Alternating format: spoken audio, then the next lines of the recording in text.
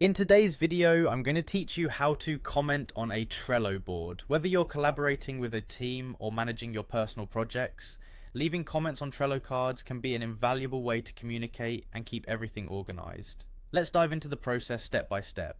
First, go ahead and open up your preferred web browser and navigate to the Trello website by typing in trello.com in the address bar.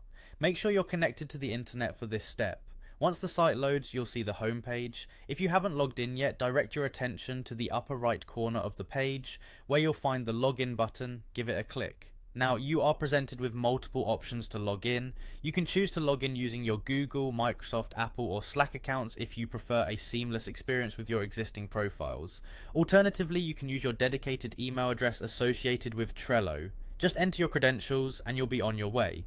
Once you've logged in, you need to navigate to the Trello board that holds the card you want to comment on. Locate the card from your to-do list, project plan, or wherever it might be on your board.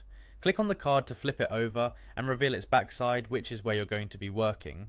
On the back of the card, you'll see a section labeled Activity. This section lists all the comments and updates related to the card.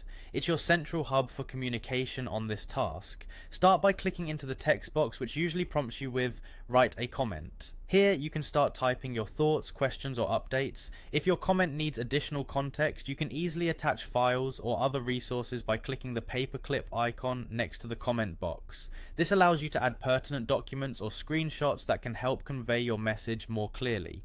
To address specific team members directly in your comment, use the @ symbol followed by their name. You can even mention all card members with @card or include everyone on the board with @board. This is a great way to ensure the right people are notified about your comment. After posting, you might find that you need to make changes to your comment. Simply click the edit option beneath your comment to make adjustments. If you realize a comment is no longer necessary, you can delete it entirely by selecting delete. Remember, this action is permanent, so be sure before confirming.